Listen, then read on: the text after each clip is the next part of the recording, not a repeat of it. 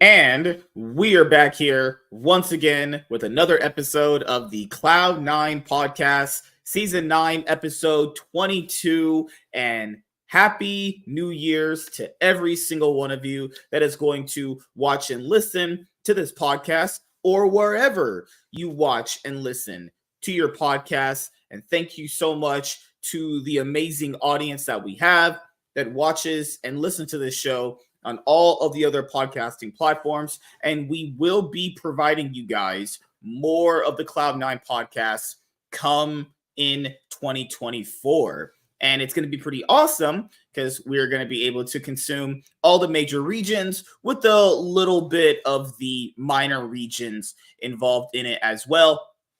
And the goals of the Cloud9 podcast going into 2024, by my calculations, if we're able to do 2 episodes a week, Sunday and Wednesday, as our, proposed, goal for you guys, then that would be about 4, basically it'd be about 2, 4, 6, 8 episodes a month. So it'd be 8 times 12, which I think is what? So I'm not very good at math, actually. Chaz is better at math than I am. 8 times 12. Let me go to my calculator on my phone because I'm obviously a 96.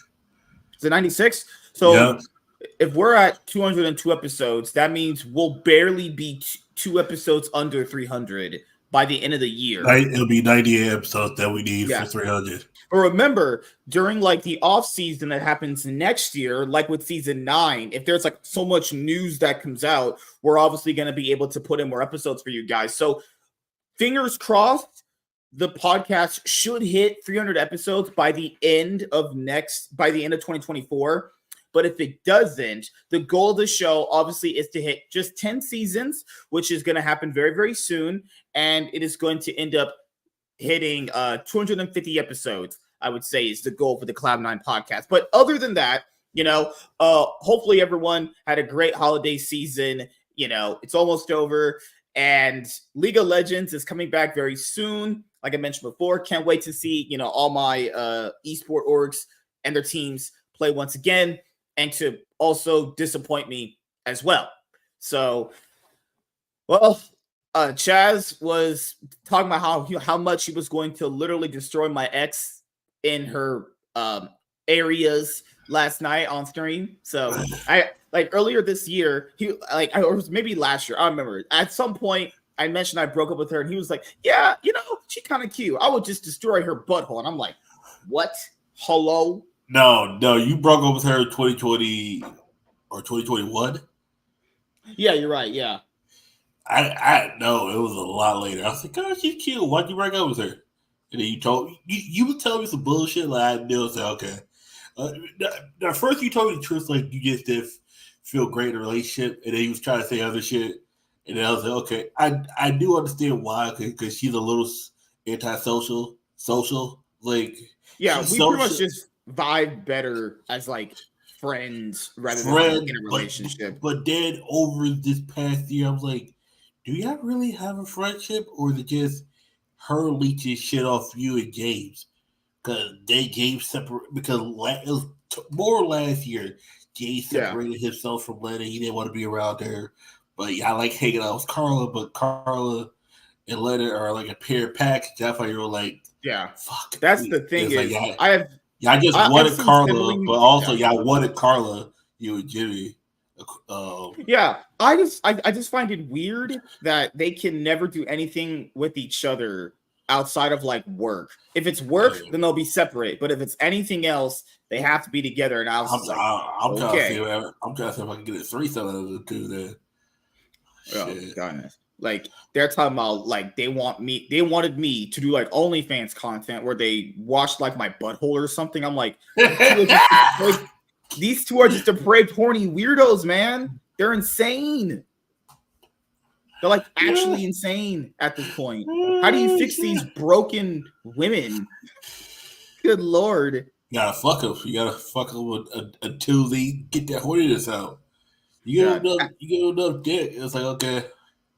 Hey, man, I'm just saying, if you do that to them, that might actually make them pure blown sex addicts at this point, Oh my god. Yeah. Well, that if that's what you want to create, two crazy, depraved weirdos, sex addicts, then that's what we're gonna get for 2024. And I don't even know if they can handle dick. They can barely handle like I don't know, No, making no, decisions. no, not even dick. Actually, I don't think they can handle a tug in their butt. Like just looking them out. Like you think oh they're good going lord, to handle a fat dick in them? Like, God, oh, like that's the oh my crazy part about it. God. And Carla always told me that she was the captain. I don't know what the hell that's supposed to mean, Oh, but she sure. captain these nuts. Shit. Oh my god. Uh, That's what Carla wanted. Carla wants to be the captain. And we were just trying to ask her, the fuck does that mean? I guess that's horny talk for I'm gonna take charge and start riding first. I guess that's what that okay, means. ride first then. Oh my lord. But I'll ask you, man, for League of Legends this year, before you start talking about like the LEC and the Yeah. LCS. So what did you think about League this year for the most part? Well, it was all right. There's how do you put it? For if we're talking about in general, I like this year better than last year for who won Worlds, but that's obvious. But I think overall the competition was slightly down, in my opinion. It there was no close game. There was no close series where I was like either team could win. It was always just blowouts. Even Yeah. even when like it was G2 versus XL and Summers final, you knew G2 was going to win. It was Right. You felt like Excel played their best League of Legends in the series beforehand because you knew the way you felt, like the way you like felt about LNG. It's the same thing that happened to Excel. They got hot at like the right minute. They I pretty think much peaked at playing against G2 in that semifinals. I think the right difference there. between XL and LG that like LG had all these fans that came out of nowhere. Like you know how you be calling out fake fans. There was Oh fake fans. yeah. I know y'all wasn't fans of LG because and the thing is I don't There's know if I and was. you can tell too. The freaking turnaround was like Thanos snapping. Gone. They're all gone Yep, now. They don't exist. The yep, Thanos snap, it fucking wiped them off the face of the earth. Like yeah. who? Like LNG has always been so weird to me. LNG's never been that kind of org with that many fans. I always just looked at them as like, oh, they're here. They can compete usually. People forget LNG threw against Mad Lions in the 2021 group stage at Worlds. And that's the reason why Mad Lions got to the top 8. You Yeah, know, they also choked pretty hard in a game that they clearly could have won. They're like literally in their base at that point and could go to the next round. But they choked that. So, well, man, if you're going to make me some horny Latinas, tell them to give me some taco salad. I mean, just put my whole tongue in that shit. Oh, Lord. you stupid, but But that's just my thing, man, is I hope for next year, we get some more like East versus East matches, but that's yeah, only going to happen at Worlds and MSI. So I don't know what's going to be the schedule for this year coming up. We haven't even got the LCS format yet. We don't even know what's the format of the LCS going to be. All we know is going to be on Saturday, Sunday. yeah. At this point now with 8 teams, you might as well just go to best of 3s at this point. Like, what are we That's doing? how I hope it is too. A best of 3. I think best of Yeah. 3 would be better in my opinion. Yeah. I generally like when NA did look somewhat at its strongest, it was obviously in those summer to spring. It was summer to summer between 2016 and 2017 when people thought, oh, these teams look actually like they're not like great, but the best of 3s definitely show like somewhat how strong they are. Yeah. But what's crazy, man, is also going back through this year is just looking at the start of the LEC. So as you guys know, the title of the podcast episode is we'll do the LEC for 2023. Then we're going to go to the LCS. So for the most part, the LEC had basically G2, right? Hierarchy. G2 at the look up. Actually, as you're driving, do not look up. You'll crash. Okay, don't do that. Yeah. Literally, picture your ceiling, right? Your ceiling where that's it. That's G2. Literally your ceiling.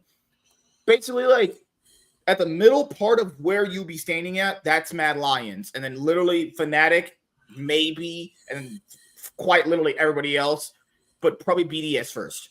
Yep. Like this year for the LEC, the quality dipped pretty hard, I would say, man. Like, usually it's never this bad. It's usually always decently competitive. There's usually But two this or year for the three good LEC, teams. There's yeah, usually two or yeah. three good teams. There was one clear team, and then everybody else. And then even when you're looking at G2, like the way that people talked about G2 and scrims, there were some weeks they didn't. There was multiple splits throughout the year where they weren't like that kind of team on stage. It sounds like, to me, what it looked like is that whoever faced them got so in their head from scrims that they couldn't even function properly on stage, you know? Yep. But the G2 team was legit, though. I mean, they had records and scrims against a lot of these like LEC teams where people start making excuses like, oh, yeah, we weren't doing as well because of X reason. It's like, no, you didn't choose to scrim because you were getting destroyed. Like, that's ridiculous. Like, ain't buying that bullshit around here. Like, what we doing, you know? But I do want to talk about one team first. That's a team that everyone has been memeing on all year, which is Mad Lions. So I know you watch Thorin, right? You remember that Thorin interview he had with Mac, who was their longtime head coach ever since before, whenever Splice actually was humanoid and stuff. So what we knew about Mad Lions based off their gameplay, I've always said this before, and I'm always going to reiterate it to you guys. The way you can see a team play is basically how you can visualize in their head that they function as a team. So Mac, on the Thorin Reflections interview he had with him, mentioned very, very clearly that Hylissang and Elyoya could not agree on what good League of Legends looks like. That's literally verbatim what he said, right? He said that basically the only person that really didn't argue as much in the team was Chasey. Everybody else was quite literally having arguments on stage. You know how like teams are usually communicating on screen, on stage about like what they're gonna do next and all sort of stuff. No, Mad Lions was different. They're literally arguing with each other on stage. You know, you could tell Mad Lions was super dysfunctional this year, and the fact that that kind of team was most likely the second best team in the LEC, that's crazy. That speaks to fact how Fnatic could not Fnatic. Mad Lions could literally be imploding at the seams, and they were still better than most teams. They're like, oh, okay, that's what we're doing. Yeah, and no, it was scary. It was scary to see that because you're like, oh my god, this team is This Dude, team there were weeks there were weeks earlier this year, man, in 2023, where we're looking at Mad Lions is like, what the fuck is this team even doing? Like, I swear there was a split. I was watching them. I was sitting there going like, what? This is just such bad legal. What is this team? But then it all starts to make more sense, even when after Mac talks about how the team was going and how it was super dysfunctional, personality clashes. He said it got to a point where they couldn't agree on League of Legends so bad, it started to actually affect their personalities outside of the game too. That's when you know it's really getting bad. You know, I think players have always been very good at separating League from like your actual personalities out of the game. Like, players have always been very, very good at that. But this is the one of the rare instances where they're like, hey, Elyoya Hylissang, we ain't talking after scrims. And if that's what you talk to me after scrims, I might have to take you outside and throw some hands. Like, bro, it's never that serious. Like, holy shit, you know? But I like just to think that Mad Lions was this dysfunctional, basically sandbagged the split. They basically just like ran it down an entire summer split just to come back in the season finals to make third, right? And then you come to see Mad Lions blowing up their roster after Worlds. Because let's be honest here, they were just about as good as Team Liquid. They had no hope at Worlds. We knew they were about to go like 1-4, 1-5, 0, anything drop, right? Only for them to get rid of everyone except Elyoya and kind of basically tailor the entire team around him, the coaching staff towards him. Because remember, you know, Mad Lions put out that documentary earlier this year in the winter split. Remember how Elyoya was arguing back and forth with like Max, like very, very like, oh my God, this is pretty intense right here. And I can get it. Like these things can get intense, but that kind of intense is like, this guy doesn't like, he's literally mocking him to his face. This isn't like, you know, sometimes we'll like go back and forth. I'm not like mocking you, right? He's literally mocking his coach on camera. I'm like, bro, these guys this is not a team. These motherfuckers are dysfunctional as hell. And then Carzzy, I think, played pretty well throughout the entire year. I mean, Niski had his moments, you know, he also had his massive downsides to him as well, you know. And like when you're looking at it, a lot of people thought Mad Lions was just going to be a dark horse team for 2023. And arguably, yeah, with the kind of players they have, they definitely, I mean, did better and pretty much more than what people thought. But if it's this dysfunctional, holy shit, god damn.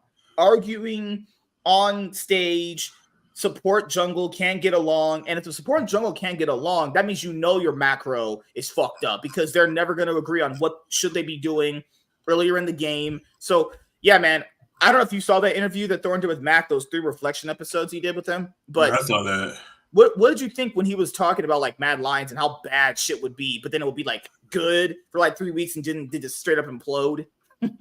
That's how most teams are. Like, that's how like the group Dab Now for Pokemon, we kind of argue like that. Not like to a degree, but it was like you could tell there's certain people like, oh, but you guys should be doing this, you be doing this. I'm like, dude, it's never that serious, man. And was then it just didn't feel like needed and respect each other. That's what it came down to. From what I saw, I was like, yeah, okay. It seems like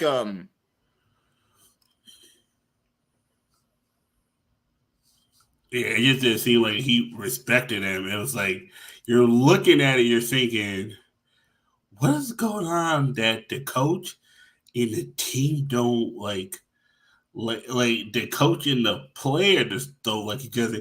You gotta start looking at it like, okay, is this personal or like what factor did it get to this point?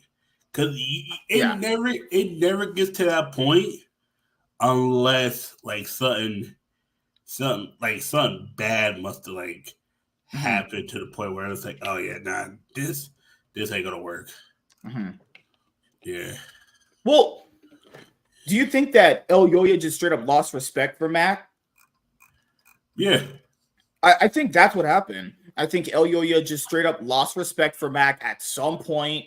Maybe it was because remember he said that the amount of players that ask for harsh feedback but then cannot take harsh feedback, he said the only person that really ever took it very well was Otawamne.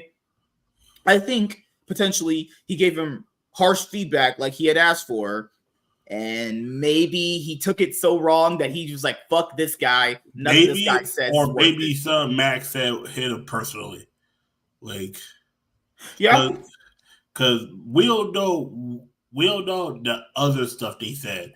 There might be something personally that was said that was like, yeah, okay, yeah. Yep, okay. I see why they're fighting now. Because you start thinking, I was like, wait, what the?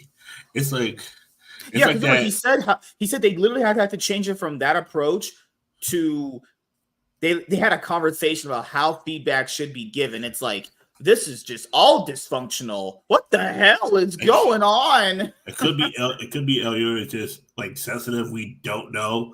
The thing I could definitely agree upon is like you get to the point it's like that significant be.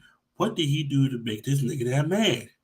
You gotta look like that. You gotta think about it. Like, what did he do? This motherfucker is out here ready to fight this motherfucker.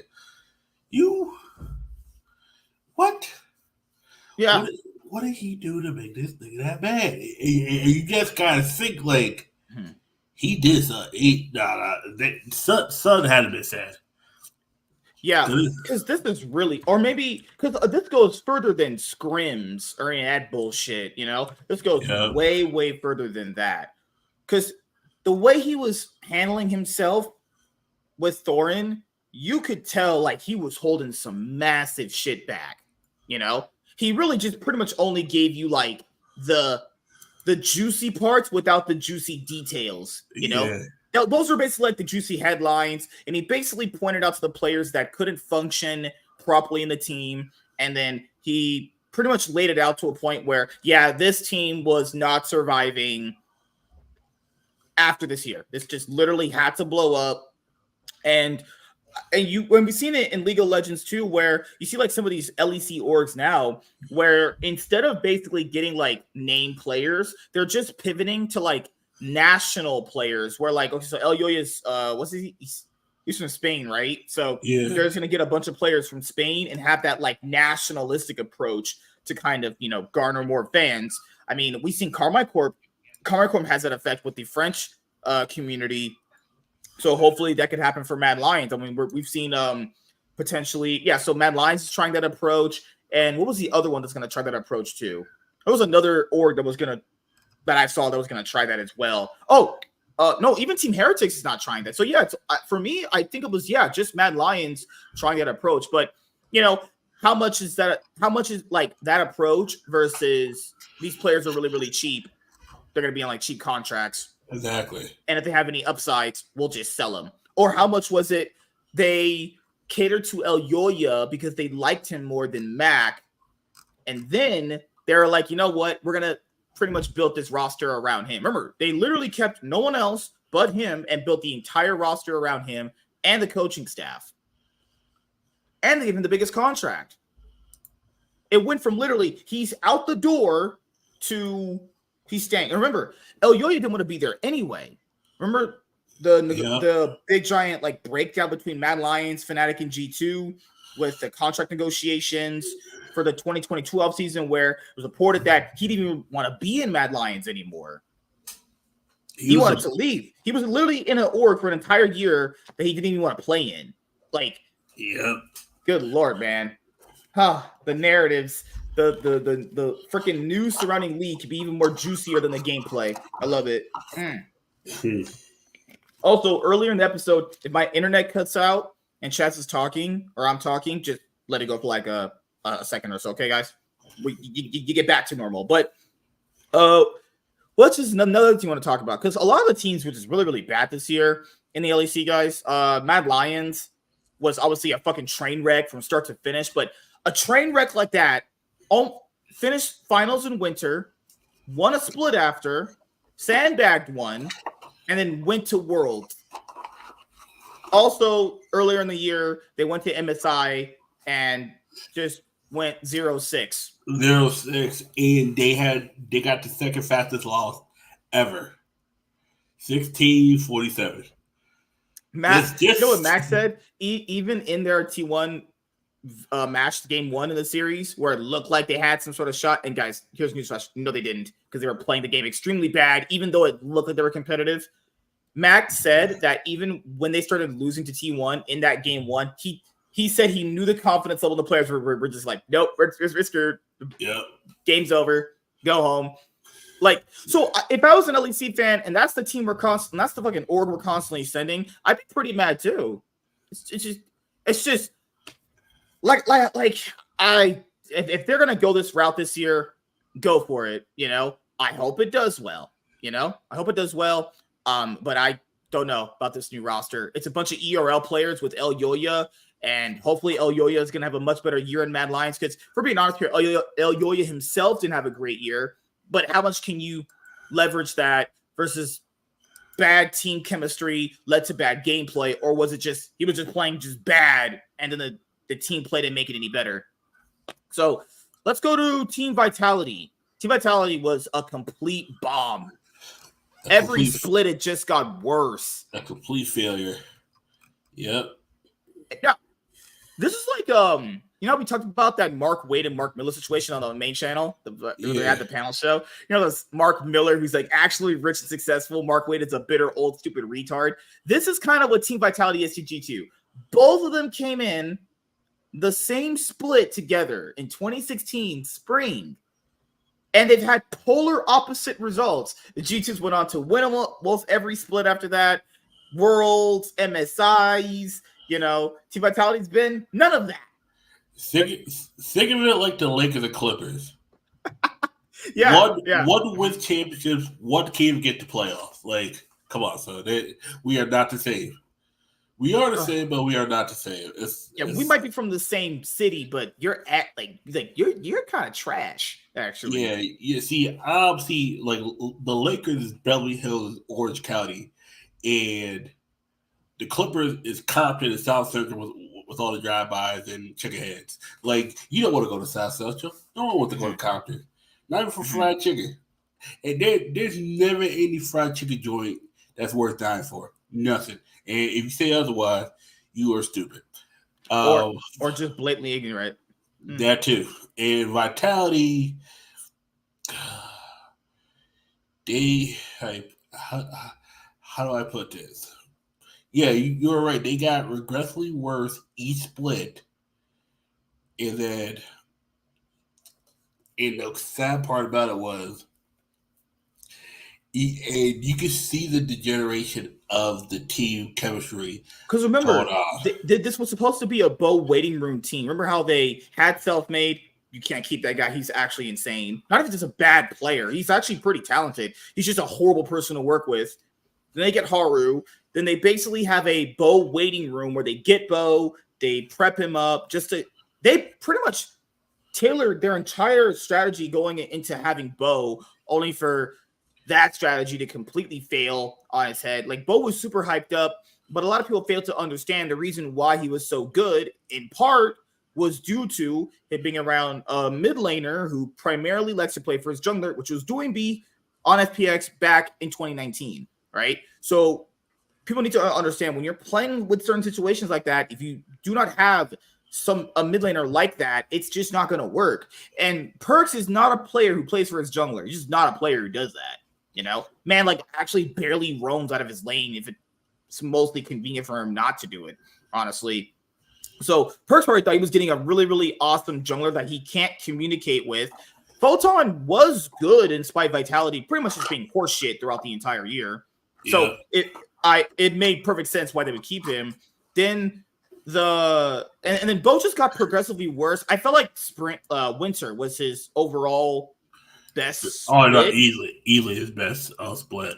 What really tanked his brain, I saw it really just shot his confidence down, was that series they had against SK Gaming, where he picks, I think, Elise game 1, and he was actually carrying the game. They throw it. They actually just legitimately throw against SK. This is back in Winter when they would like make comebacks from like 10,000 gold or some shit. Fucking crazy year this was in the LEC. 10,000 gold leads didn't equal wins. Crazy, right? Even though you had a game with the Pike that had 45 kills and that equal a win. What is league? 45 kills. They had 50. They had a 50 kill lead, and I think 40,000 gold ahead of us, and they still lost because we were all tanks. It was like, except for Garrett, who was like semi-tank, and yeah, that's 45 kills and a 50 kill difference. If you That's crazy. You know the second part, if you take Pike off, just kill alone, and he just had 0 kills, they still lead us by kills. They will still lead us in kills. Like he was their whole team. And that's the thing. You had that situation happening for SK Gaming where they felt like if they could get into a situation where a team was throwing, they could come back, which is crazy because they also massively regressed as an org too throughout the year themselves. So the game 2, Bo picks Karthus, and you could tell they were just like, fuck it, we're done. We want to go home. Like, when game 1 wasn't even that bad. There were signs of life for them, you know? So Winter Winter ends poor for them, which is crazy because they finished first place in the Winter split. That's crazy to think about too. Yeah. Then in spring, it got pretty bad. It started out decent, but they were like first place for a little bit. It just got really bad for them throughout the spring split. This is when they swapped out, I think, Neon for no, they didn't swap out Neon in spring. They swapped it out in summer, right? Upset was there in spring. Upset, yeah, he was. Spring, and then he was gone by the summer. Because remember they had like 4 games in a row where they didn't drop a single kill on anyone. You're like, is this the peak of this team? Because people always said the team was really, really good in scrim. So I was like, damn, this is actually pretty legit. If they're playing at all their highs, this team is pretty legit. Yeah, that only happened for like 2 weeks, guys. Because after that, this team imploded like shit.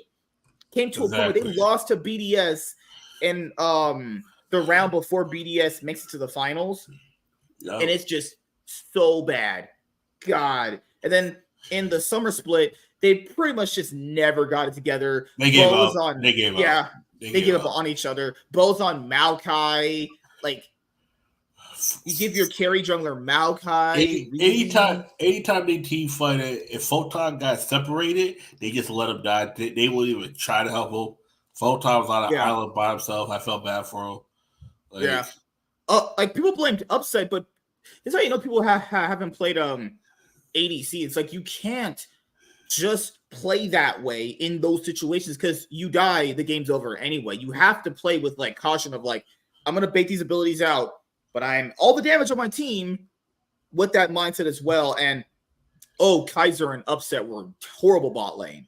This was bad, guys. This was completely awful.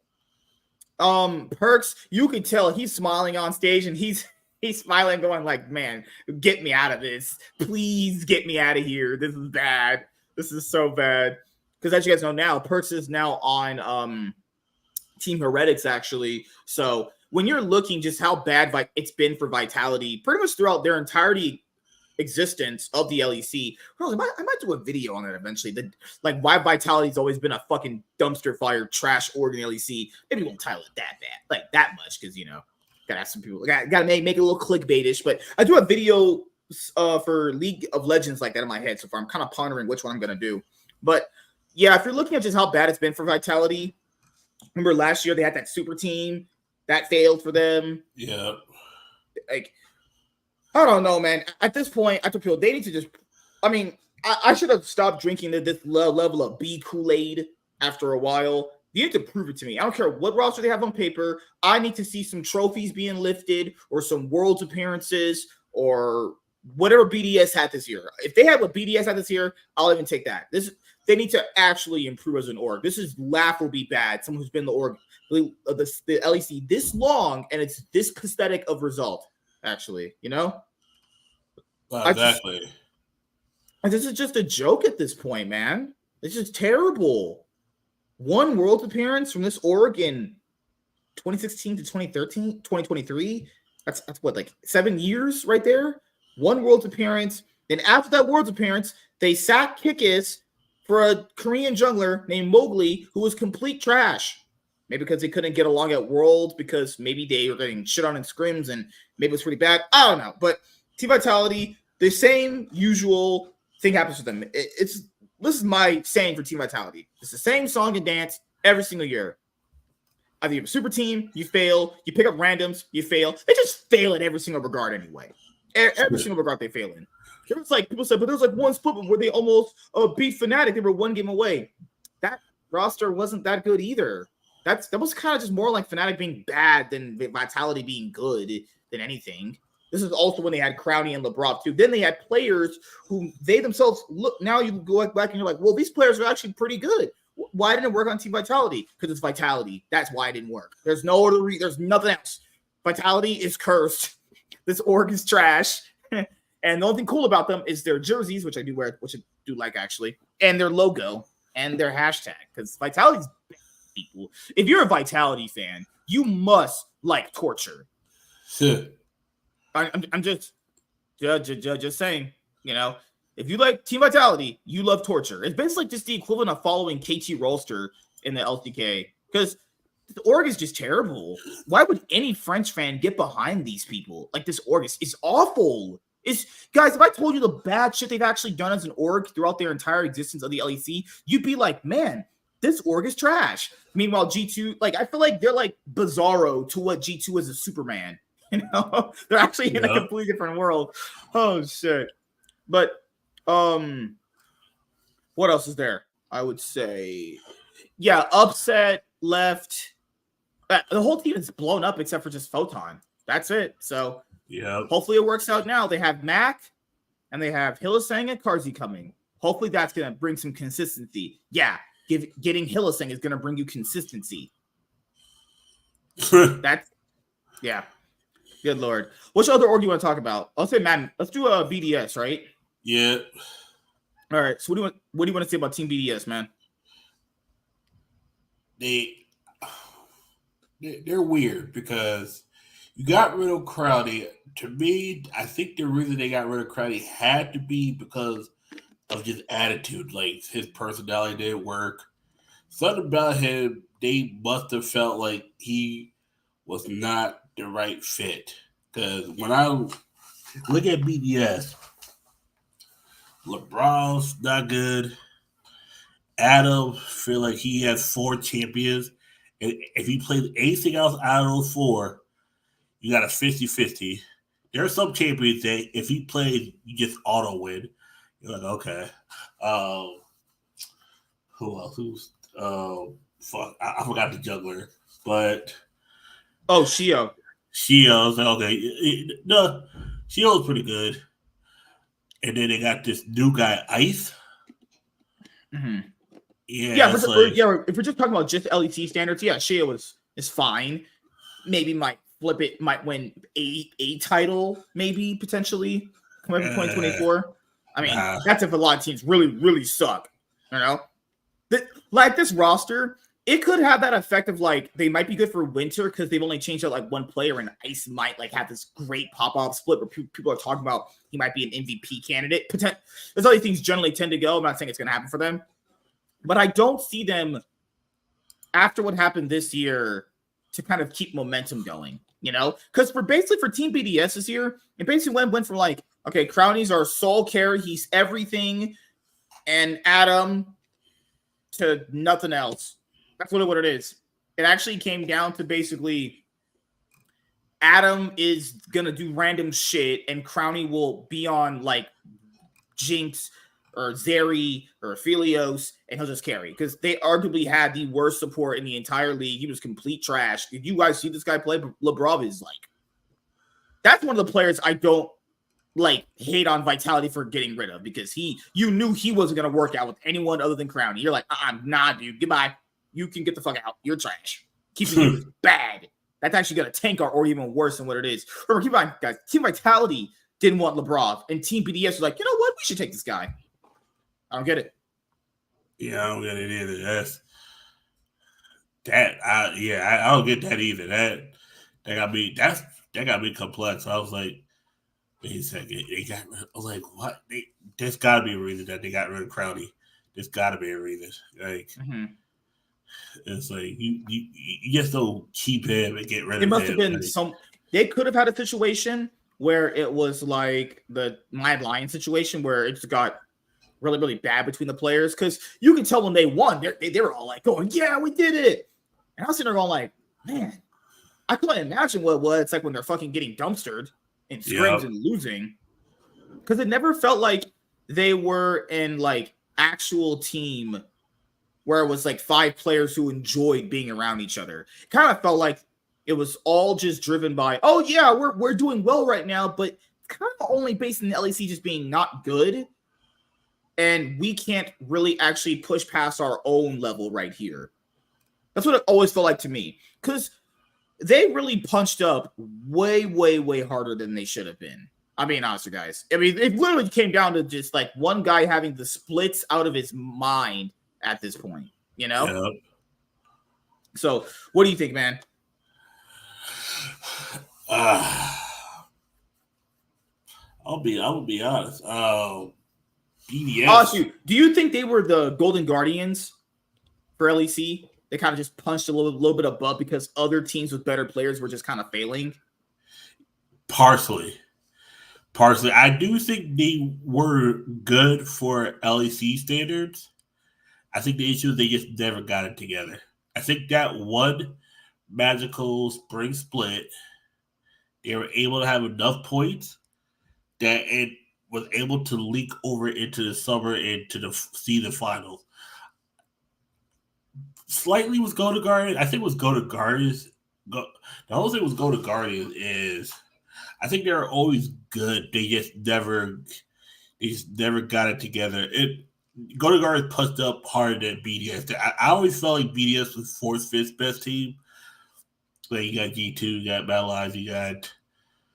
It's like some team did collapse, some team did underachieve. BDS was in the middle. Like they could have went either way. I think they went up, but once they got to Worlds and we saw how they played, it was like, yeah, this is a team that's only good for the LEC.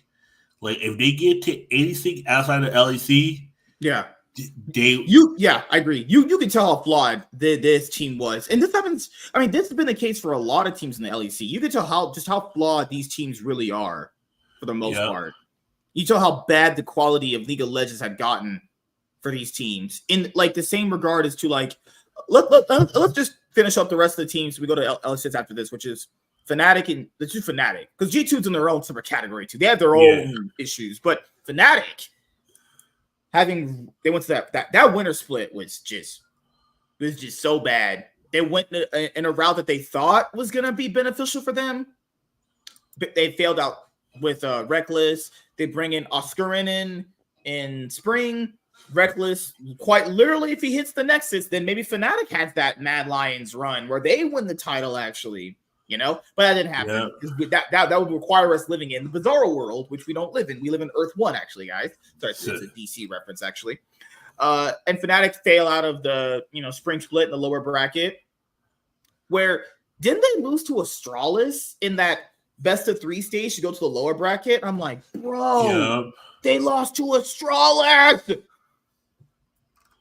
This team is trash. Throw away. Then you have the summer split for them where they actually make the season finals. But if we're being honest, you guys, they struggled pretty hard against Team BDS. They struggled pretty hard against Mad Lions in that series too. You knew against G2, their fucking goose was cooked. That this chicken was getting fried on a skillet against G2. They did get a win against G2 in the season finals, but it I'll just say was that word of G2 kind of playing with their food. Remember that Yone dive they did? I'm just saying it felt like G2 were more or less so playing with their food rather than Fnatic like actually being good. But I will say throughout the year, despite a lot of Fnatic's problems they've had, was Razor did prove himself to be a pretty good jungler overall. I feel like he just got better throughout the whole year. You have, what's his name? They brought in Noah, remember? Noah started out really strong, but he kind of just basically flatlined as the split went on. And then they got rid of Trimby. They had Rux, Advian, and Trimby. They had 3 supports. Out of all 3 splits, they had a different support. That's crazy. I mean, Fnatic's issues are pretty crazy. As you guys know, this org hasn't won a title since summer of 2018. It's been quite a hot minute since they've won a title, but they still managed to make worlds. They're still pretty much second place for the most part. You can't win them all, obviously. But what do you think about Fnatic this year, dude? Once they got rid of that bot lane, that's when everything got better, in my opinion. Because that bot lane was, dude. I still can't believe they chose a support because he won games against fucking wildcard teams. Well, one was a wildcard team from Australia, and the other one was EG when they had Kaori. Yeah. And they're sitting there going like, oh yeah, Rux. Hell yeah. Fine over Hylissang. It's like, okay, I get it. Hylissang is pretty bad right now, but you're going to sign a random ERL guy that's been in the your ERL team specifically for a very long time. And then they're like, you know what? There's a reason why we've never promoted this guy. Out. Oh my God. They tell Upset you have to play with Rux, who is complete dog shit, or you play with Humanoid and Razork again. He's sitting there going like, I like none of these choices. I'm not playing. He made the right decision. Fnatic didn't even make it to the best of 3 stage in the winter split. So, like, Fnatic's roster decisions have been pretty bad. And they're like, you know what? I'll trade you Rux out of the team for Advian. Yeah, you're like, wait, what? What kind of... And then Advian stinks. So they get Trimby. And you're like, okay, but people have said, this is rumors, allegedly, it's hard to work with. Personality can be very, intense for some people.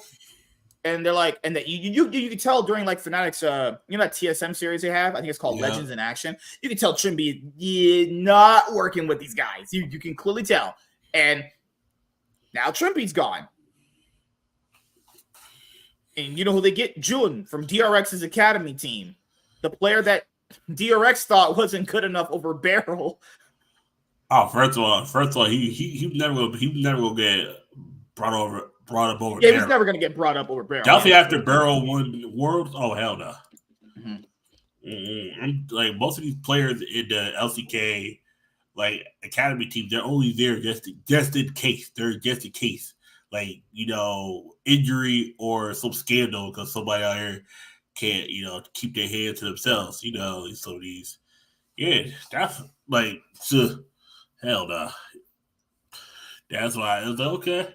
They wanted to pair a Korean ADC with a Korean support. Makes sense.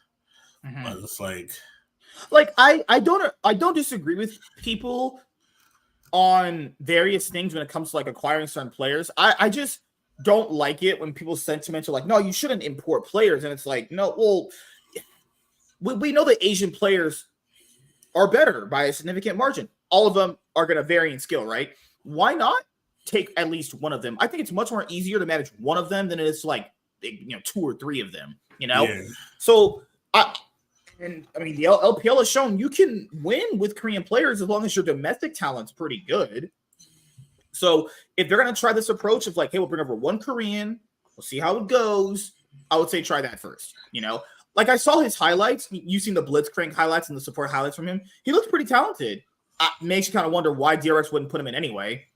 But to factor in, they scrim with these people too. So it's also hard to be like, well, it makes sense to bring him up if you're looking at highlights like that. But if DRX is scrimming with this guy and it's not looking good from that point of view, I mean, I don't know.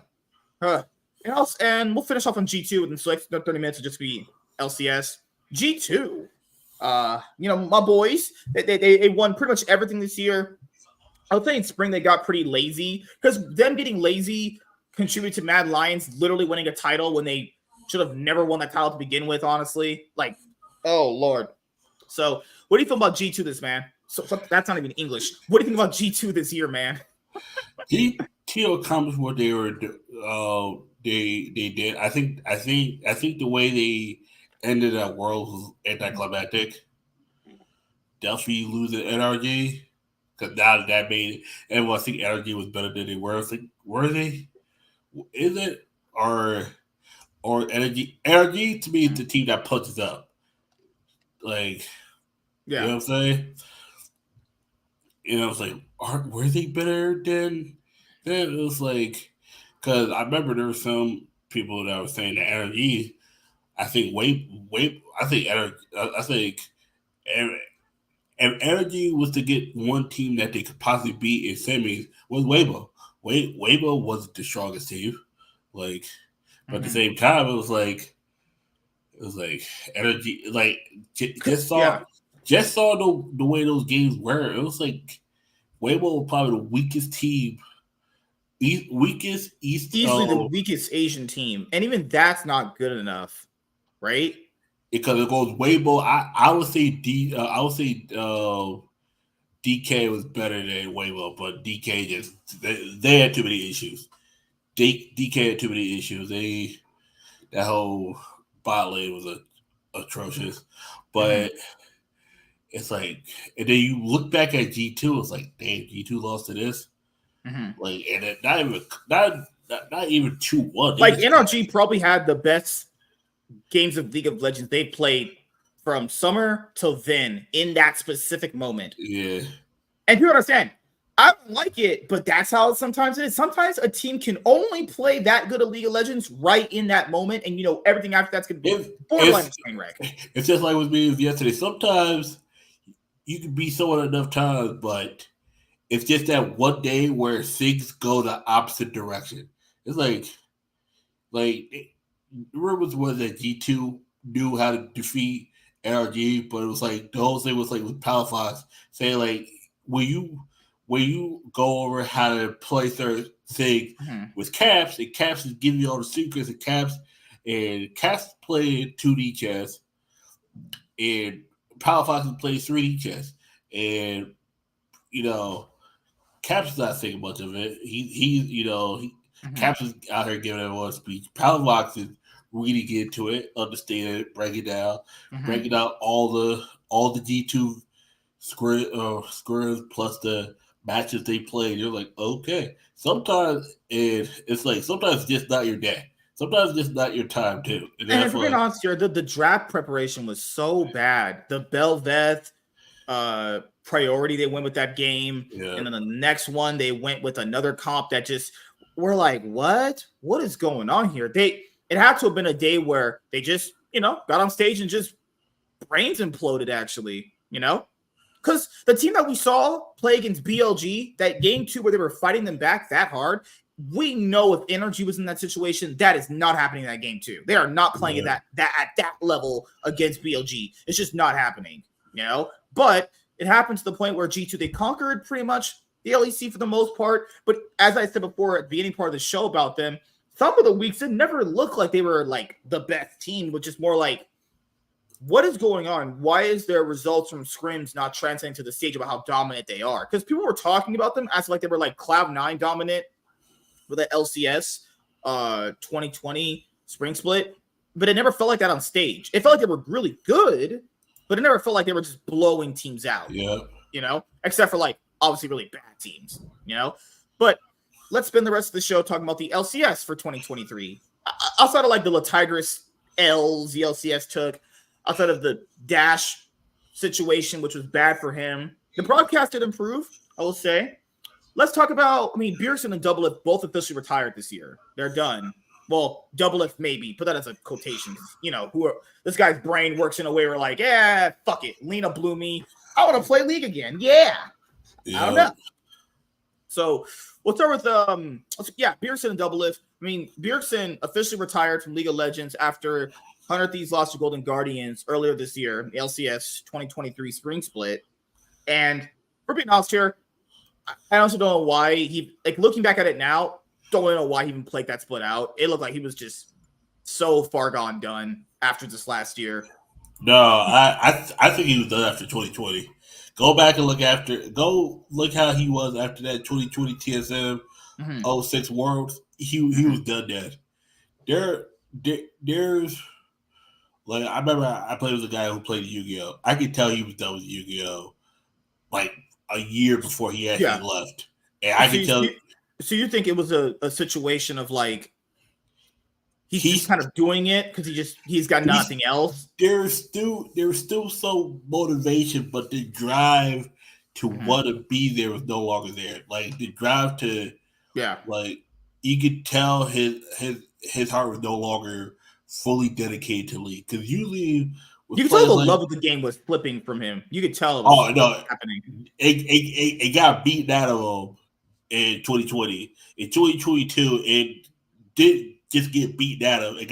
He got shot in the head 6 times. It was gone. Like that team, Liquid team, failing team to get 3rd place. Both splits. To the same team. Yep. You can't make this stuff up. To me, an inferior team is that too. Right. The second split was even that with Danny literally having a mental breakdown, and you still can't win. See, you get to the point where you just like, what's the point? You get to the what's the point moment where people have those. Like it's like I've seen someone like literally just quit. Like I've seen literally just someone during the regional 20. This is before COVID. Like literally, I think it was the 22nd. It was the one in Providence. All I know. That regional, I literally saw his like after that Bayless, that was the final straw. And that's the same thing with Team Liquid. You could just see like the love of the game was no longer there. He didn't care for his teammates. He comes to a new team, thinking it's gonna be a new scenery, right? Yeah. Doesn't get along with Core JJ. Okay. You got 2 different conflicted views of how you see the game. That makes sense. Mm-hmm. Then you have Whipple at the top lane. He sees the game differently. Santora's just there chilling a little bit. He's just chilling. Santorin doesn't get along with Core JJ at all. You can see it from their, the video. And then you got Hasamo, who I think everyone kind of overestimated. on how good he probably was. He underperformed. Plus, he Yeah, didn't really. Plus, I don't think he even wanted to be there. I think he wanted to be back in the LEC. He yeah. got It was Rogue basically going like, "Hey, let's not sell our best player to our biggest competitor because even though they're offering the most money, let's just sell him to Team Liquid so all, he doesn't compete against us." That's what all, happened. although that happens all the time. Yeah, Like yeah. Washington Commanders had a chance to sell trade one of their players to your team, the Eagles, and they said, "Fuck that! We'll ship him all the way to San Francisco for a second round pick." They could have got a first round and one of their actual backup players or two, and a couple extra draft picks. No, they said, "Fuck you! You're a division rival. We'll trade them to across the country." That we never got to face them again. Even though I think they ended up going against them getting whooped. But either So way, you have yeah, that after that you have 100 Thieves where you knew this is just not gonna work, man. it, Pearson and Closer. I even said earlier this year, Pearson and Closer is not gonna work out. no That's not gonna work out. you got Closer. I think with Closer it was so many factors. You can tell Then, Busio and Closer, I would imagine, had the same level of synergy that El Yoya and Hillisang did. Nothing, non-existent. Busio Closer had the same synergy as Busio and was it Double F. Yeah. No, they left Tenacity on the top lane by himself. They stacked the coach they got from Mad Lions about 4 weeks into the split. They were having that massive losing streak. Guys, this massive losing streak wasn't just a massive losing streak. You watch those videos, you watch those voice comms, these people are done. So they were just fuck it. Flip it. This is the issue with 100 Thieves last year. You had two rookie LCS players, plus three players who I could say were mentally done. Closer, I don't think he wanted to either be with this team or just didn't want to fuck with these two guys. Double who come out of retirement for 2 years. Yeah, he tries to go back to his way. Closer ain't fucking with that. And then and I truly believe like half the team knew Beershit was done. Like you got that, plus you got the Beershit and Tenacity. That dynamic was weird as shit. Because I was like, Tenacity was this young, vibrant guy, and Beershit was this old curmudgeon who was just you felt like the veteran that got beat the fuck out of him. Because how many splits this motherfucker played? Like 16 splits. All those goddamn games and shit. All those years. He was exhausted. He was done. Double F and Busio. I knew halfway through the spring this couldn't work because you got anytime you got someone that role swaps from a solo lane to support, it's like it's the same thing with Uhi. That's why toward the end of 2022 that didn't work out with him at FBI because FBI sees it one way. It's like he started to wonder if who he's making the right decision. He's cautioning about that. Yeah, it was just a mess. It was a mess, and the team just never got back. I think like plus Closer's bus top laner was gone now. Yeah, and then they they had this losing streak. They kind of fixed it with a winning streak, actually. And then they go into the playoffs. It just doesn't work for them for the most part. They get knocked out very early on. They try to do this Clid someday, you know. Oh no! In the spring, they were fighting. It was just that whole. It was just you got an inexperienced top laner that kind of fucked you. And then the summer was done. The inexperience really showed when that guy, instead of building like cloth armors on Thion to fight at Rift Herald, he brought fucking boots. Or like, bro, buddy, no. Whoever told you that in a lesson stream lied to you very badly. Just saying. You never do that. Oh, God. So they had that really close game against Golden Guardians in Game 5. And, who knows? Like, they beat Golden Guardians themselves. Maybe they have that streak that Golden Guardians has, too. Something you also want to ponder sometimes. And You know, it's and you know, summer is just, you know, you kind of write that off because it was just so bad. Remember there was weeks closer was doing jungling, you just walking around in their own jungle, just doing nothing. Started just actually just going around in their jungle, not even counter jungling.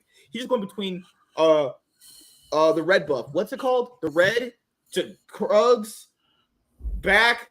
Like he legitimately jungled so conservatively, he just didn't want to interact with his team. That was terrible. I was like, bro, get this man a new team. All these guys don't want to play with each other, you know. Then they bring up, then they bring over a Quid who's on JG's Academy team. He just looks like he's so out of place. He doesn't know what he's doing. It's just, just get a new roster, please. They're trying to implement him into something that you can't implement someone into a fire that's already burning. It's like, all right, this is done.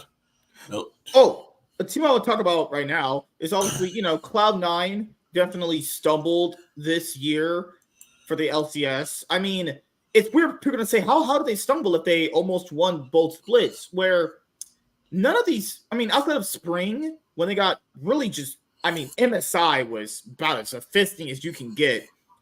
In summer, they also were playing very conservatively to the point where they literally could have lost many more games than what was presented to them. It was just more like the teams that were worse than them could never capitalize on that, even though Cloud9 weren't playing good League of Legends themselves, So, what do you think about Cloud9 this year, dude? I think they underachieved. I think they achieved well in spring. Summer, how the fuck you lose the energy? I can't look at energy and say this is a great team. This is a good team. It's like you get lucky. Sometimes you just get lucky. Like sometimes shit falls your way because the other team fucks up. It's like I can't look at energy and say, nah, this is a good team. It's like no, sometimes your opponent just has that issue bigger than you. It's like, but and it's odd because this level of players, from like NRG, who was previously CLG were bought out by NRG, or CLG basically went, fuck it, I'm giving it to you for equity or some shit, however the deal went. Like, that CLG specific roster pretty much were the only contenders for Cloud9. I mean, look back at that summer split they have with Jensen. I mean, they're the only team that brought Cloud9 to 5 games. Look at the spring split. This year, they struggled pretty hard against them. I don't know why it was these specific players that Cloud9 were struggling against, but they'll blow out anybody else. That's just so odd. But then they even struggled against NRG in the match before the finals. The one you have to win to qualify for Worlds, essentially. Yeah. Like, that's so weird, man. Like, for some reason, against this specific line of players, these players just couldn't function properly. Their entire brains just went to the shitter, And obviously, Cloud9 had been playing some pretty suspect League of Legends in summer. So obviously, them losing is not like super surprising when you're looking at just like how much they struggled against that specific core of players between CLG and NRG. It's just, they went to Worlds. It just looks so bad. I mean, that T1 game is pretty much reminiscent of why the LCS was so bad, because it shows you just how bad their League of Legends was, to the point where I could feel teams need to capitalize on mistakes. Like, T1 basically punished them for everything you can imagine. Now, how many more free games did Cloud9 get this summer split because teams weren't punishing them? A lot. Exactly. Like, they knew the Belveth pick was super suspect. They knew how to counter it. Not owner. What's his name? Carrier. Oh, Lord, Jesus. Oh, God. The fact that they kept freaking keeping Sven as a support is crazy. Only because Berserker wanted it, and Berserker is their best player. So, like, if he's saying he wants this guy, there's really not much you can do unless you risk him getting mad at you for your decision of getting rid of him. So yeah.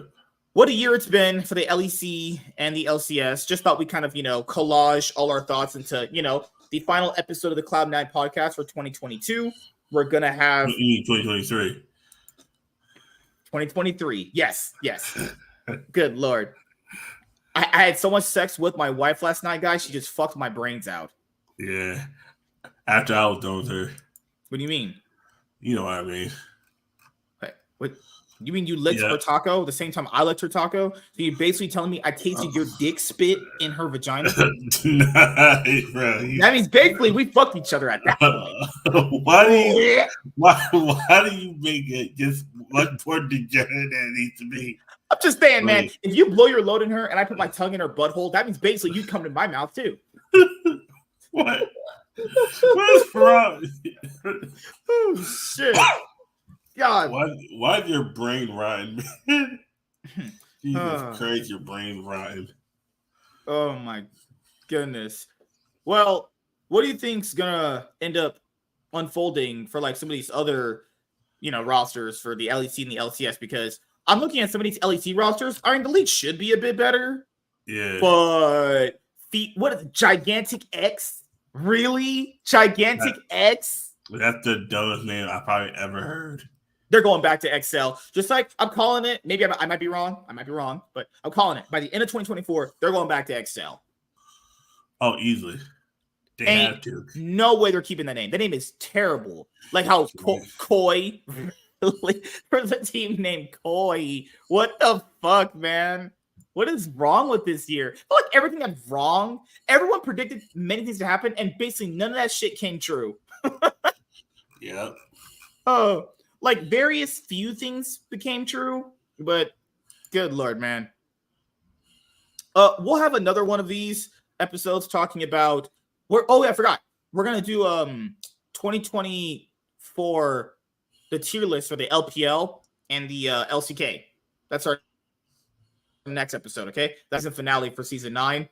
And then going into season 10, we'll have our season 10 episode 1 special because it's 10 seasons of the show, and we might potentially be hitting 300 episodes for this show coming in 2024. But our goal is just 10 seasons, 250 episodes. Keep it little, keep it on the low, as what some black guys say. On the low. Oh god. Oh, you know what's going to be the biggest mystery for years to come? Maybe for the LCS is like, what could have been potentially better if Prince with FlyQuest did better? Like, could we have had like Cloud9 versus FlyQuest finals? That could have been the biggest what if. What if FlyQuest didn't like have shit management? It's like Prince went some. I think the only fuck up was Speaker. I think if they would have got another jungler, that might have been better.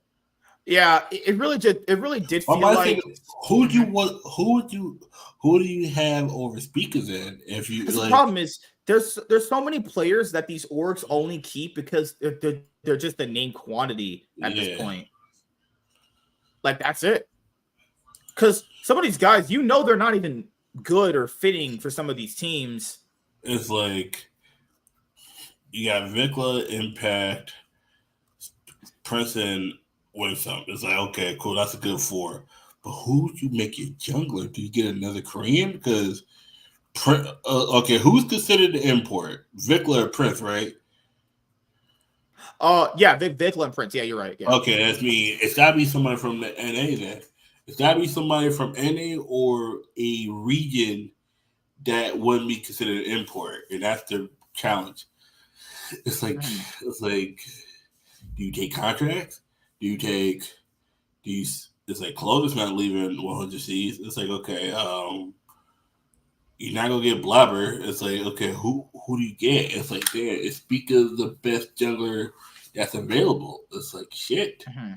It's like, because you're thinking, I was like, because you're not getting Santorin been done. Right. Do you try to get somebody to see? That's the thing too. That's the issue. It's like, because honestly, at times, I think between Speaker and Vikla were the weakest points. Like, and then when Ayla came in, it was obviously Ayla. But sometimes there was games where Ayla was better than both. Ayla was better than both Speaker and Vikla at times. You're like, oh shit. Yeah. Vikla it was crazy seeing how fast this guy went from being like, okay, this might be one of the best mid laners to a guy who looks like he quite literally can only play Tristana and Azir. That's what it came down to. Man, and Anna, that Star Wars girl's tits are pretty nice. Yeah, it's just like. Oh, but yeah, it came down to a point where their mid laner can only play Tristana and Azir, and then they got Vulcan in the summer split. That didn't work out very well, you know. It's just, God, man. It's like FlyQuest also somewhat similar to the Vitality situation, but for the most part, always have kind of punched up more. They've never really always had super teams, I would say. This was a year where they had a team where if they had actually beaten Golden Guardians and went to MSI, maybe for summer they keep the same roster, but the fact that they had Vulcan and that imploded too, you knew Prince was done when they were just underperforming. It's just, it's not how that's going to work. So, yeah. So what's been going on with you before we head out very, very soon? What was it? I got a few tournaments I went into. Did all right. It's like shit. Literally forgot my deck at home. I thought I had it in my bag. I took it out to move something around, and I never put it back in. I was like, you gotta be kidding me. I was like, fuck. I used my backup deck. Almost got to the final. Almost got to the top 4. Literally, my win con was prized. I was like, you gotta be kidding me. You gotta be fucking kidding me. Yeah, I lost to a guy who I usually just like the matchup I went against was the matchup my deck easily had. The issue is when you can't get to your win con, you're like, fuck. And if usually a guy I just beat. Like I just know his deck better. He knows his deck. New guy, but it's like sometimes it doesn't matter how good you are. If you have your 2 main pieces prized, you just gotta sit there and be like, fuck. Really? It just sucks. It's like, oh, and I was just not trying to hear it. And I was about to just say, shut the fuck up. I was like, yeah, I'm not trying to. It's like, just why it's like, damn, I freaking hate this deck. It's like it worked good and it didn't work. It's like, fuck. The one time I needed this deck to work perfectly, it just, if my opening hand didn't have one starter Pokemon, that opening hand was perfect. If I had one basic Pokemon, I win. That's what it came down to. Then I reshuffled it. I was like, yeah, forget it. Because if I had, I would have won because I would have just out templed them. I would have easily got rid of Greninjas, snipe for 2. Like it was just like I was able to do it, but it was like once I saw the prize card and I was like, yeah, there was no way I was able to win because the momentum, when his deck is running, it moves faster than mine. It's like, and you can tell he's still he's going to play his deck to the deck no longer good. But it's the only deck he really has. That's why I was like, yeah, I'm kidding me. And then with Yu-Gi-Oh! Today, I went 4 rounds. I ended up playing Fire King only because the one card I needed for Labyrinth I could not find at the time, and I was like, yeah, I dropped after round 4. I could have played longer, but at that point I was just tired. I was like, yeah, I'm done. I literally just messaged him saying I'm out, and then I just went to sleep. Overall, not as like I'm doing great because I went to the gym as well, but like game wise, I'm just probably will take like a week off. Just reflect to see how much I still want to play. Like, what's my motivation to still play Pokemon and Yu-Gi-Oh? People say, oh, for fun, but it's like, is it fun when your deck just fails you at the last moment? It's like that's what not you fun. always said. It's what's something you always said to it. That's just it be like that sometimes. It just be like that, but my God, man, it's like not just someone who I usually get beat. It's like, you gotta be kidding me. Now my deck, I beat him earlier practicing against him. Now decides to fuck. I'm like, you gotta be fucking kidding me. I'm like, now decides to fucking fail. It's like, really? Those 2 cards had to be prized.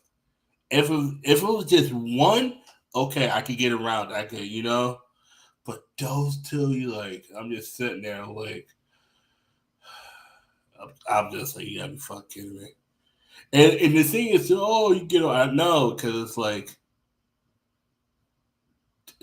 like no, because it's like I'm not saying the guy's bad, but I'm kind of am saying the guy.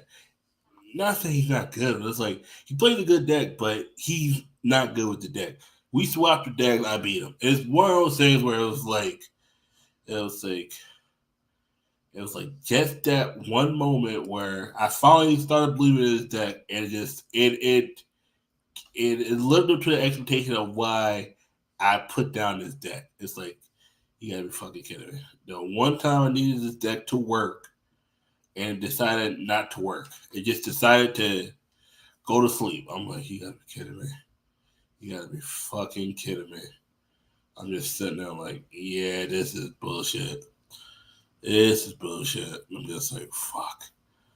I was like, yeah, it's like, oh, I was like, I'm not trying to hear that. And they could tell I was just like, I was peed off. I was like, cause That's how competing is. You know, you get the highs and lows I of it. I know, don't but think I just don't think a it's lot of casuals understand that, man. A lot of casuals are like, "Oh, why yeah, is this person because so mad?" You know, casuals yeah, just because not my understand. opponent didn't understand it. It's like I like was I think I like after that loss I'm like what I'm like 18-2 against him. It's Yeah. like the one time he beats me is the one time I played a deck who I was actually gonna sell the deck, and it's like because my deck, it's not because I misplayed, it was because I never got a chance to play. I'm just like, Mhm. you gotta be fucking kidding me. It's like it was like and and then with Yu-Gi-Oh today, I was able to play. It was just I just didn't have enough time practicing with Fire Kings. I understood the Yeah. concept. I was like I won the first two rounds, lost the round 3 and 4, went to round 5. I was just like, we tied, and I was like, I'm done. I told him you can take the win if you want, or you can take the tie. I was like, sure. I was like, yeah, I'm done. I'm done because I still would have been in a tie, but I was because it was 7 rounds. But I was mentally done. Mhm. I was like, yeah, this is fuck. She was like, and then the guy who won the whole thing was like, I was like, dude, shut up, man. I'm not trying to hear that. Like, and it was just one of Why are those you things so where it's mean? no, because it's like, I played this. No, you play this deck because you can't really play anything else. And I wasn't trying to be mean, but it was like, I saw you play that. And I was like, yeah, dude. It was like, even when I played this, I still beat you. It was like, you decided to play this deck because it's an auto. I was like, okay, still get beat. It was like, it's one of those things where I'm just like, It happens with that shit too. Like someone will lose to someone pretty much 99.99% of every single time. They could even have the yeah. best deck, but that person will always lose. There's that one time that person wins and they just think they're the shit, and I just don't That's know, what man. happened Oh, with the dude. It was like, I was like, dude, imagine flexing you win one time against 99 loss ratio. That would be yeah, that's bad that's what fucking happened. It energy. was it was like 18-1 at that moment. And then I remember when we were top 4, it was like the guy went and said, "Oh, I had to go to the bathroom." Like, you can't go to the bathroom, so you have to play the round out. I was like, Mhm. and then I could tell the opponent was just like, I gotta play against this guy.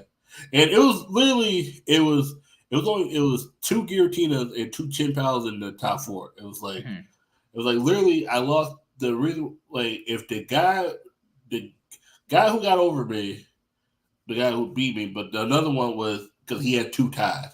I was like, oh shit, that's me. If he would have lost those outright, it was like you're playing against Gardevoir. Gardevoir is gonna just tie. I was like, why would you play fucking Gardevoir to a best of 1? That is just the worst thing you could do. It's like when you see players play certain champions into people. It's like, why you play this champion? Like you really chose this champion to this. You had a chance to counterpick. You choose this champion. It's like, wait a second, you had all this time and you decided to play this deck. Mhm. This deck. I was like, sure. I was like, oh my god. And I'm just sitting there like, you gotta be kidding. I was like, I was like, because I remember one of the judges was like, "Oh, beat you with this deck," and I just watched it. I was like, "Dude," I was like, "Yeah," it's like, and then the other judge was like, "Oh, you should probably just consider, playing this deck more often because it seems like you have better luck." Yeah. It was like I like to try that deck, but it's like I don't like the version of this deck I'm playing. It's just too high and rolly. It's just there's certain cards that's got to be taken out. Like if you hit you don't know. I think Pokestop that just hit supporters. I'm like, I hate this card. I'm just like, really. But my opponent's deck was so bad. Like I should have went 0-4. Like I played Yeah. against my round 2 or 3 opponents. They setups were so fucking horrible. I went 3 turns without attacking, just came back and watched them. I was like, okay, this that was the one saving grace. I knew, okay, this is why I don't play Marana. Marana is good, but when it plays like this, it makes you not want to play the deck. It's the same thing with Chin Pao. The difference with Chin Pao is when Chin Pao has his reps, you still have a chance. Unless your best caliber is a prize. You're like, fuck man. And you just sitting there, you just gotta attack and hope they don't boss up your main attacker. You're like, oh fuck. Can't do anything because it's like I can't accelerate energy. I can get energy to my hand, but there's no point if I can't, if I can't accelerate multiple energies, I have to go attach return. I'm just sitting there like, fuck. Like, round 1, my basic lightning energy is prize. I'm like, this is why I play 2. This is what I told the people. This is why I play 2 lightning energies. Because you can't just play 1. If both of them are prize, both of them are prize. That's fuck it. That's how the game goes sometimes. But it's like both my best caliber are prize. I was like, Yeah, you gonna put out any videos for 2024 a little bit more often than 2023, I guess.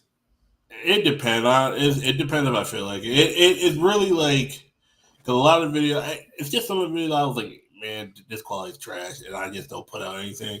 Because I would do a whole video and watch it. I'm like, nah, I'm good. This it's like it's like times when I put out a video, then it's like okay, it's like a market watch video. It doesn't have to be the best quality. It's just got to be you reacting and you talking. But then when you do a discussion video, I gotta put more care into it, like because I don't gotta like I don't like Yu-Gi-Oh discussion videos they're a doozy to do. Yeah, you could discuss with it, right? The community's always like, yeah, do discussions, but what discussions do you have that are already not fucking said 1,000 times? There are some discussions that we don't talk about, like why don't more people just like focus on 1 or 2 decks? Like get a what you need to do is like if you feel like a deck could be good, you need to invest into it early, like Rescue Ace, Unchained, like people go, Unchained is so expensive, motherfucker. It's been out since 2019.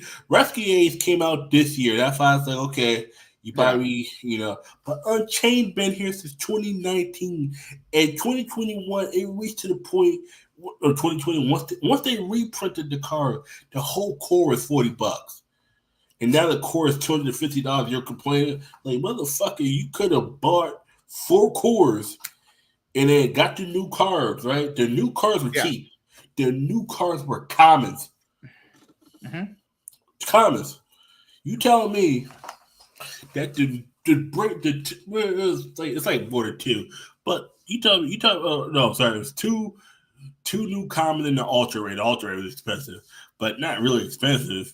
Like if you buy 2 for each core, you could literally make $1,000, give or take, or at least $800.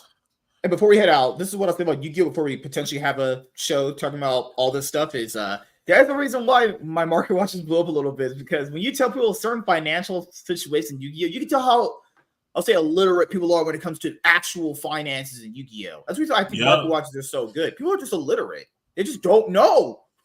Exactly like when I put out the video a couple years ago about why you should invest in certain deck course early.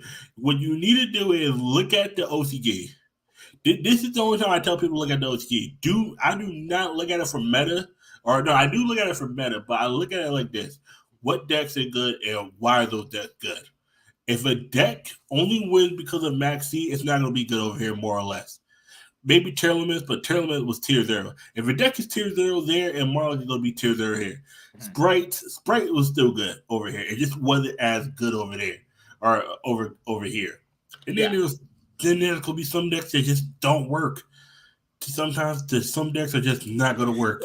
But this is what I've noticed, dude, with Yu-Gi-Oh! People is they just don't understand. It's the same constant conversation. It's like, how long can we keep having these before you realize, okay, people just blatantly act stupid on purpose so they don't understand. That's it. This is just blatant like stupidity at this point. But I will say this as we close out of the show.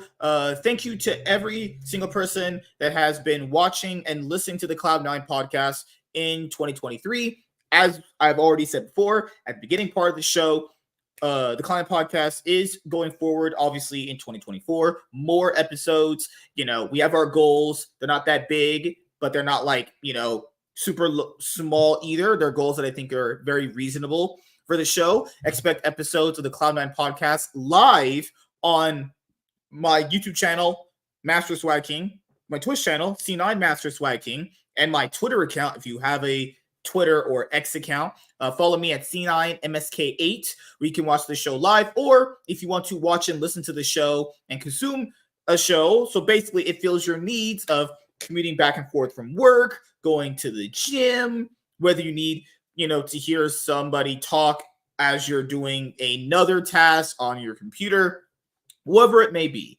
I'm glad we can provide you guys that level of entertainment.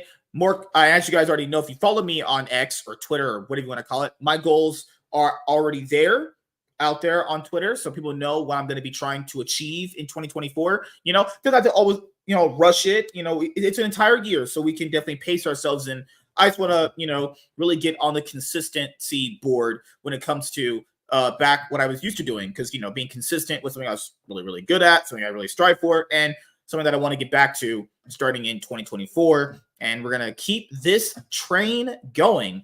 As you guys know, we'll be watching the competitive regions, but we're going to potentially talk about watching one of the minor regions as well. It's just more League of Legends to talk about. So if we talk about everything we want to talk about with the LEC, LCS, LPL, LCK, then we can talk about the other minor regions too as well. Want to make sure we're keeping our options open. But yeah, we'll see you guys later, and we'll see you in 2024. Have a great New Year's, happy holidays, as people say, if you don't celebrate holidays. But, good luck in 2024. Be safe, be great, be productive, and be awesome. I'm Master Swag King, a.k.a. Miss K. I'm signing out, guys. Peace.